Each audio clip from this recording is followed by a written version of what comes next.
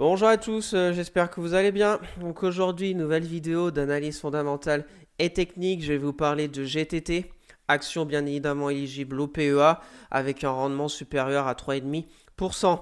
Donc n'hésitez pas à vous abonner à la chaîne, à partager la vidéo, à me lâcher un maximum de likes, ça me ferait très plaisir. Si vous avez des questions, des remarques ou si vous voulez pour la prochaine vidéo d'analyse fondamentale et technique une entreprise de votre choix, mettez-moi tout ça en commentaire et j'essaierai de faire au mieux.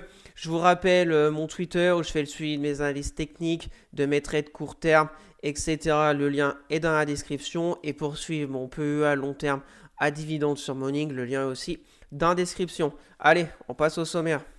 Donc on commencera avec l'analyse fondamentale où on ira sur les sites comme Zone Bourse ou encore Morning pour voir les ratios financiers que j'aime bien regarder de plus près dans différentes catégories comme la valorisation avec le PER, la performance avec le ROE ou encore le bénéfice net par action pour voir après au niveau du dividende et du payout ratio. Ensuite, on passera à l'analyse technique sur TradingView en hebdomadaire, voire en mensuel pour voir vraiment la tendance long terme de GTT, essayer de trouver des zones techniques clés à surveiller de près pour pourquoi pas commencer à bâtir une position long terme sur GTT. Et en conclusion, on fera un récap de tout ce qu'on aura vu auparavant et voir si c'est le moment ou pas pour se lancer dans l'aventure GTT. Bien sûr, je ne suis pas un conseiller financier. Mon avis dans cette vidéo ne représente pas un conseil d'investissement. Elle est juste réalisée à but pédagogique. Chaque investisseur doit avoir sa propre stratégie. Investir en bourse représente un risque. Vous êtes le seul responsable de vos achats et ventes d'actions. Allez, c'est parti pour l'analyse fondamentale de GTT. On va commencer sur le site de Zone Bourse. Déjà, GTT, quel profil de société? C'est le leader mondial de la conception de systèmes de confinement à membrane cryogénique utilisés pour le transport maritime et pour le stockage du gaz naturel liquéfié. Au niveau de la répartition de son chiffre d'affaires, on verra tout de suite après sur Morning ce que ça donne. Mais déjà, c'est quel secteur? C'est le secteur pétrole, gaz et plus particulièrement le service de transport maritime. Donc déjà, juste en lisant le profil de GTT, c'est déjà un poids lourd. Quand c'est un leader mondial, c'est déjà une bonne chose d'être leader mondial. Ça veut dire qu'au niveau des concurrents, on a déjà normalement une longueur d'avance. Le secteur est aussi, je pense, intéressant, même si dans l'avenir, on verra au niveau du pétrole, gaz.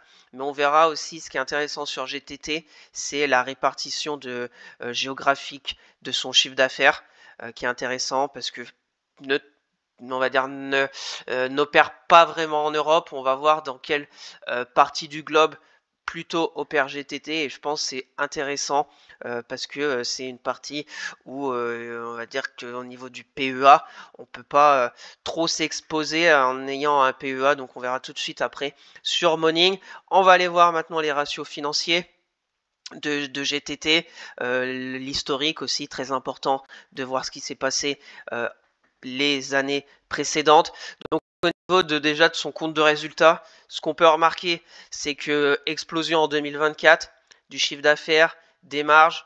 Pourquoi? Bien évidemment, déjà en 2023, avec la guerre en Ukraine et bien évidemment la Russie, GTT a profité de ça parce qu'on a accumulé d'énormes contrats. Donc ça nous a fait une explosion du chiffre d'affaires en 2023 et ça devrait continuer encore sur ce rythme-là. On est quand même sur une marge d'exploitation au-dessus des 55%, donc c'est vraiment énorme. Bien évidemment, quand on parle de marge d'exploitation, il faut comparer ce qui est comparable. On ne va pas comparer la marge d'exploitation de GTT avec celle de Carrefour. GTT, dans son secteur d'activité, a toujours eu des énormes marges. Si on regarde avant le Covid, on était pareil, on était à 58 de marge d'exploitation, ça a baissé, après c'est reparti à la hausse. Là, on devrait se stabiliser dans les années à venir sur une marge supérieure à 55% et un chiffre d'affaires qui repartirait fortement à la hausse. On voit en 2023 428 millions de chiffre d'affaires. Là, on devrait repartir sur encore un rythme plus élevé. Donc, des perspectives d'avenir plutôt intéressantes sur GTT au niveau de son résultat, sur son compte de résultat prévisionnel. On va aller voir maintenant, par exemple, on peut aller voir le PER, qui est important aussi. Je vous rappelle, le PER, ça correspond au nombre de fois que le bénéfice net par action est capitalisé dans le cours de l'action. Plus le PER est élevé, plus la société est jugée chère, en termes relatifs bien sûr. Ce qu'on peut regarder au niveau du PER, c'est que déjà on est sur une moyenne sur 10 ans de 18,5 fois. On voit qu'en 2022, on était bien monté à presque 29 fois. On voit qu'avant 2018, on était sur des PER assez faibles, 12, 13, 16, et que là, en 2024, on devrait repasser sous la moyenne des 10 ans, soit à 15 fois. Donc, pour ma part, un PER de GTT vers 15, c'est plutôt correct. C'est pas, on va dire, un PER très faible. On voit la moyenne 18. Voilà, on est sur la moyenne basse. Donc, on est sur un prix du cours de GTT plutôt en adéquation par rapport à son bénéfice net par action. Donc on verra bien. Il devrait baisser encore dans les années à venir.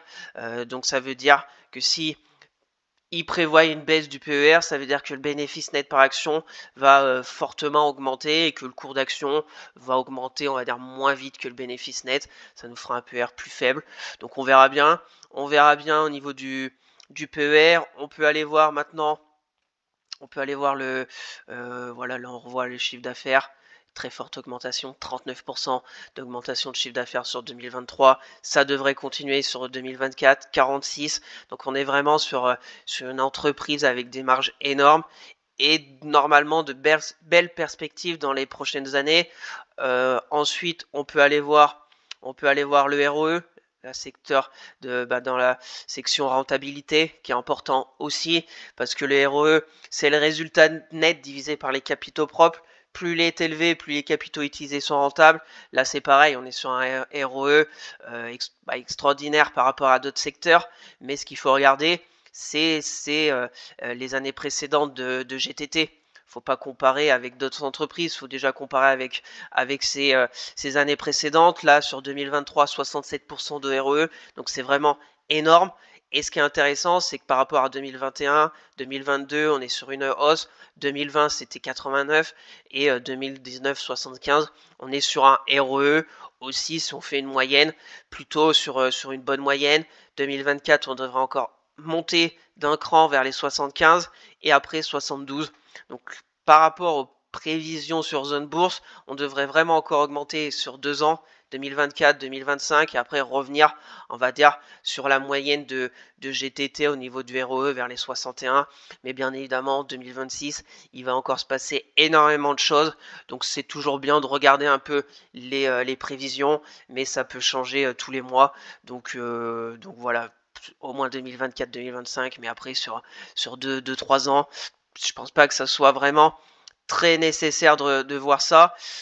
On peut bien évidemment maintenant aller voir sur aussi le bénéfice net par action, qui est très important avec une action qui verse un dividende. Le bénéfice net par action, je vous rappelle que c'est le résultat net divisé par le nombre d'actions. Ça permet de connaître la part de bénéfice attribuée à chaque action. Donc là, on est sur un bénéfice net par action de 5,43 €. C'est pareil, ce qui est intéressant, c'est que le bénéfice net par action augmente chaque année. Comme ça, le dividende peut augmenter chaque année et on aura un payout ratio qui restera à peu près le même pour les années à venir. Donc, bénéfice net 5,43 €. Voilà, donc augmentation énorme, 56%, mais on est sur 5,34, 3, donc c'est pareil, ça va encore augmenter, mais ça pourrait peut-être baisser après dans les années à venir. On est vraiment sur une phase d'accélération de tous les ratios financiers presque sur GTT, donc c'est plutôt intéressant, mais quand ça va pas monter tous les ans avec cette vitesse, mais on est sur une phase d'accélération. Au niveau de GTT, on va aller voir maintenant plus précisément avec le dividende, le payout ratio. Donc le dividende, voilà. Donc on va mettre le bénéfice net par action, qui est important parce que ça nous donne après le payout ratio et versement de dividende. Donc on voit depuis 2014, on est quand même pas sur un bénéfice net par action qui a fortement augmenté chaque année. On voit, il est resté de nombreuses années vers les 3,10 €. Après, on est augmenté, on est repassé à 3,60 €. Là, on repasse la barre des 5 et là, ça devrait vraiment exploser. Donc, ils vont pouvoir augmenter le versement de dividendes sans se mettre, entre guillemets, en danger. Si on met le dividende, on voit très bien, on a un dividende qui suit le bénéfice net par action. Donc, sur 2024, donc les versements, parce que c'est en 2 fois, mais on verra sur Morning, c'est en fin d'année et début d'année. Donc sur 2024 qui vont verser en 2025, on serait sur un bénéfice net par action de 8,64 € et un dividende de presque 7 €. Donc ça a fait un bon niveau du versement de dividendes. Mais si on met la petite, le petit graphique avec le payout ratio, qui est le dividende par action divisé par le bénéfice net par action, il exprime le taux de distribution des bénéfices envers ses actionnaires. Et on voit que GTT, on est sur un payout ratio assez élevé, 89, 85, 80%, mais GTT reste toujours vers les 80. En fait, ils augmentent pas leurs dividendes si le bénéfice net par action n'a pas augmenté. Ils baissent leurs dividendes. On voit par exemple ici, 2022, on était sur 89%, un dividende de 3,10 €, il est resté pendant 2 ans à 3,10 €. Donc c'est une entreprise au niveau de la politique qui est, quand on fait une belle année, on augmente beaucoup le dividende et on se retrouve vers 80% de payout ratio. Mais quand il y aura des années moins bonnes, ils baisseront le dividende pour être toujours vers les 80% de payout ratio. On verra tout de suite après aussi sur Morning qu'on va voir le graphe du dividende et c'est à peu près ça.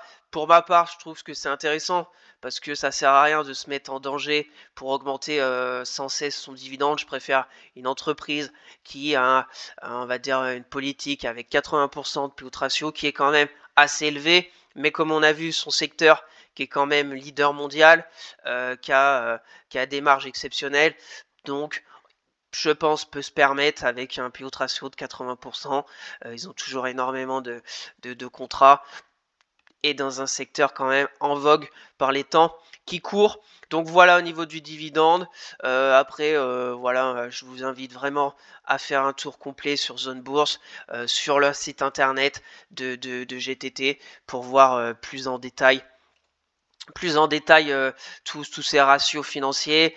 Bien évidemment, ça ne sert à rien de tout voir. Mais il faut voir quelques ratios financiers qui peuvent déjà nous donner un aperçu de l'entreprise qu'on souhaite, pourquoi pas investir sur du long terme. Donc voilà, au niveau de GTT sur Zone Bourse, on peut aller voir par rapport aux autres entreprises du même secteur. J'aime bien aussi regarder le PER par rapport, voilà, d'autres entreprises. On voit que GTT est vers les 15 fois dans le secteur pétrole et gaz, service. On est pour moi sur un PER vraiment pas mal, hein. 15 fois, on voit les autres entreprises qui tournent plus vers les 20 fois. On est aussi vraiment pas mal par rapport à la capitalisation de GTT. Voilà, donc rien à signaler de particulier, mais c'est toujours intéressant de se comparer aux autres entreprises du même secteur pour se faire une ordre d'idée si l'action est entre guillemets plus chère que ses compères ou moins cher. Là, GTT, on est à peu près au milieu, donc sur un PER tout à fait acceptable. On va passer rapidement sur Morning, donc on retrouve tout ça avec un bon score de dividendes, 12, score de croissance 13. On retrouve notre PER vers les 17 fois, le rendement sur dividendes supérieur à 5,5%, on retrouve notre bénéfice net. Et ce qui va être intéressant, par exemple le cours de bourse sur GTT, on voit sa droite de régression, on est pile sur son prix, on va dire, de référence vers les 130 €. On voit que des fois on fait un écart au-dessus, on part en écart en dessous. Donc on suit plutôt cette ligne avec des fois des poussées haussières et des belles baisses. Donc on verra tout de suite après sur TradingView où est-ce qu'on en est vraiment techniquement au niveau des zones de support, résistance sur du long terme. Ce qu'on va aller voir, voilà, on retrouve le PER. Ce qu'on va aller voir, donc déjà, comme je vous l'ai dit, son dividende. donc son dividende sans interruption depuis 10 ans, donc c'est pas, voilà, c'est pas exceptionnel, et on a un dividende qui augmente pas chaque année, qui reste par rapport, comme je vous l'ai dit, au bénéfice net par action. Si le bénéfice net par action, ils vont augmenter le versement de dividendes pour avoir un payout ratio aux alentours des 80%. Donc on voit 3, 3,14, 3,30, 3,40 cette année, et normalement l'année prochaine, explosion à la hausse parce que ils ont fait une année exceptionnelle. On devrait être vers les 7 euros. Donc voilà, c'est vraiment pas mal 7 euros, mais je pense que peut-être 2025 on sera encore vers, et après ça va baisser. Ça va baisser, on va pas continuer à faire 3 euros d'augmentation de dividendes chaque année. Mais ce qui est intéressant aussi, c'est 2 fois par an, décembre l'acompte et en juin le solde.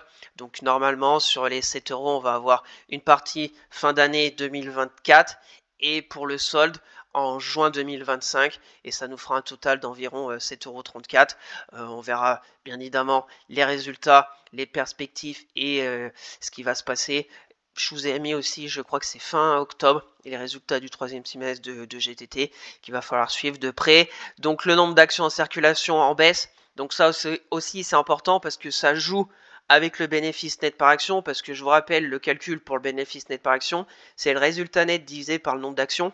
Donc si on a un nombre d'actions qui baisse, on aura un bénéfice net par action qui remontera. Donc comme en plus GTT fait des résultats nets vraiment pas mal, et ça nous fait des bénéfices nets par action qui augmentent. C'est pour ça qu'aussi on aime bien quand il y a des entreprises qui font des rachats d'actions, parce que ça abaisse le nombre d'actions en circulation.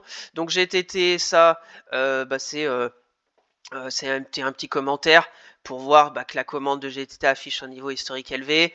Comme je vous l'ai dit, excellent, des évolutions futures et des carnets de commandes devront être suivis avec sérieux. La société verse un dividende, lequel peut évoluer à la baisse. Comme je vous l'ai dit, ce qui est intéressant maintenant, c'est la segmentation de ses ventes, que je trouve très intéressant. Comme je vous l'ai dit, Corée du Sud, donc 75% du chiffre d'affaires de GTT en Corée du Sud. Donc il n'y a pas beaucoup d'entreprises éligibles au PEA qui réalisent un chiffre d'affaires de 75% en Corée du Sud.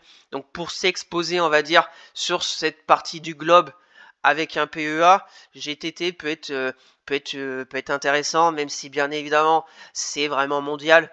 C'est vraiment mondial parce que ils opèrent 75% en Corée du Sud, mais je pense que bien évidemment, comment dire, que c'est comme le luxe qui est en Chine, mais si on a un ralentissement économique mondial, on aura peut-être moins de gaz qui va circuler sur les océans, voire le pétrole, et parce qu'il y aura une baisse mondiale de la consommation de matières premières. Donc c'est tout est lié, mais c'est intéressant. On voit que c'est les méthanées et 79% du chiffre d'affaires. Et voilà, au niveau de la segmentation de ces ventes, que je trouve intéressante, parce qu'on est exposé sur un secteur géographique assez rare au niveau des PEA. Et on retrouve après tout ce qu'on a vu, le chiffre d'affaires qui est en augmentation, le bénéfice net, les croissances, etc., rentabilité, santé. Je vous ai pas parlé du leverage parce qu'il n'y a vraiment pas de dette. Il n'y a vraiment aucune dette par rapport à GTT.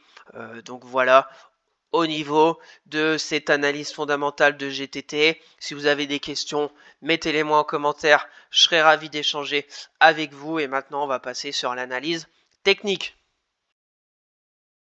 Allez, c'est parti pour l'analyse technique de GTT sur TradingView. Donc, résultat du troisième trimestre, 25 octobre, sur GTT. On verra bien les perspectives, les résultats, comment les investisseurs vont arbitrer sur le cours de bourse au niveau de GTT à la fin du mois. Donc, on va se mettre en mensuel pour vraiment voir ce qui s'est passé depuis le début. Donc déjà, GTT, introduction en 2014. Donc on a vu avec son versement de dividendes depuis 10 ans. Donc ça veut dire que GTT, depuis son introduction en bourse, verse un dividende. Donc c'est vraiment, vraiment pas mal. Elle a toujours versé un dividende chaque année et on voit son cours de bourse qui est vraiment sur une belle tendance haussière depuis ses débuts. La phase de hausse, on va dire la correction avec le crash du Covid, un peu une stabilisation, et puis là on est vraiment reparti sur peut-être une phase comme ça. sur encore une phase de hausse. De toute façon, la tendance long terme sur GTT est haussière, avec une moyenne mobile 50 qui est pour le moment joue son rôle de support dynamique. On va se mettre maintenant en hebdomadaire. Donc pour voir de plus près, donc en hebdomadaire, on retrouve notre moyenne mobile 200 hebdo qui est plutôt intéressante.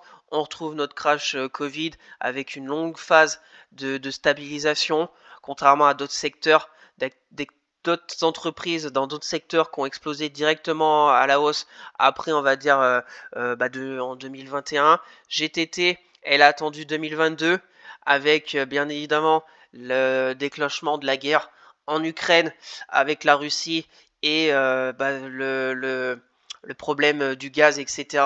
Donc GTT a explosé à la hausse. Pour aller chercher les 137 euros. Après, on a eu une phase de consolidation sur une phase de baissière en dessous de la moyenne mobile 20 hebdo, croisement, on est resté longtemps en dessous, on s'est stabilisé vers les 91 euros, et puis après, on est reparti pour une autre phase haussière, et là on est sur la phase de congestion, on n'est pas vraiment sur comme en 2022 sur une phase de baisse, on est plutôt sur une phase de congestion sous forme peut-être de triangle, on va dire une correction, on est plutôt neutre baissier.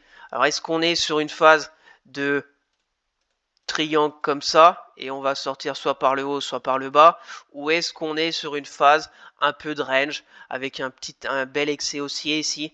On voit quand même l'excès haussier, une sorte de vrai bull trap, parce que cette bougie de plus 14% la semaine du 26 février, on casse les anciens plus hauts historiques, est très belle, mais la semaine d'après, on fait une énorme mèche haute pour aller chercher quand même les 151 euros. Et puis après, on n'arrive plus à tenir notre zone de support des 137 et on fait une belle bougie baissière à presque moins 7% et on retourne en dessous de la zone de polarité des 137,60 euros. Et depuis, on est toujours en dessous et on est un peu bloqué entre la résistance des 137,60 euros, le support des 120 euros et on a maintenant une oblique baissière. Donc peut-être que GTT va maintenant faire un peu de range. On va peut-être casser cette oblique, mais on n'arrivera pas à aller plus haut que les 137. On va retourner à 120. Donc on est vraiment, entre guillemets, je pense, pas pressé. Moi, personnellement, j'observe GTT parce que déjà, fondamentalement, techniquement intéressante, avec, comme on a vu, des belles perspectives. Mais pour le moment, ça se cherche. On est neutre baissier sur le titre au niveau de GTT, avec le support 120 euros, première résistance à franchir l'oblique, soit les 134 là ici, et après on aura la résistance horizontale des 137,60 euros. Donc de toute façon, techniquement, je vous la fais suivre chaque mois GTT dans mes revues techniques que je vous fais chaque semaine. Donc on verra bien ensemble si elle arrivera à passer par le haut ou par le bas. Au niveau de GTT, on va rapidement se mettre en daily pour voir que c'est vraiment la décision, qu'on a des gaps baissiers, des gaps haussiers un peu de partout. Là, on avait fait un gap baissier, là, on fait un gap haussier. Donc, c'est vraiment un peu un gruyère. La cotation de GTT avec pas mal de volatilité. Des fois, on ouvre très bas, on remonte. Donc, c'est un peu bataille, on sait pas trop où ça va aller, donc à surveiller, mais je pense pas qu'il faut commencer à bâtir une position sur ces niveaux de 128. Alors bien évidemment, pour une personne qui vient d'ouvrir son PEA la semaine dernière et qui a étudié GTT en long, en large et en travers, et qu'elle correspond à sa stratégie, commencer à bâtir une position de GTT à 128, il n'y a rien de déconnant. Peut-être qu'elle va exploser à la hausse, même si je pense qu'elle va encore naviguer et faire du zigzag déjà jusqu'à ses résultats trimestriels de fin du mois, et peut-être même jusqu'à la fin d'année. Mais commencer 128, après on aura une zone de support à 120, zone que je vais suivre de près si elle y revient et voir ce qui va se passer vers les 120. Et puis après, si ça casse, on verra des zones plus basses qui, pour moi, aussi la moyenne mobile 200 hebdo peut être très intéressante. Sur GTT, au niveau du RSI, on retrouve vraiment la neutralité qui, depuis le mois d'avril, Voilà, on n'approche pas de la zone de surachat, on n'approche pas de la zone de survente, on est sur la zone de neutralité des 52 RSI, donc c'est vraiment très neutre sur GTT. Donc pour conclure sur GTT au niveau de ses fondamentaux et de son analyse technique, déjà les fondamentaux, on a vu que c'était du solide. Au niveau de tous ses ratios financiers, c'est solide.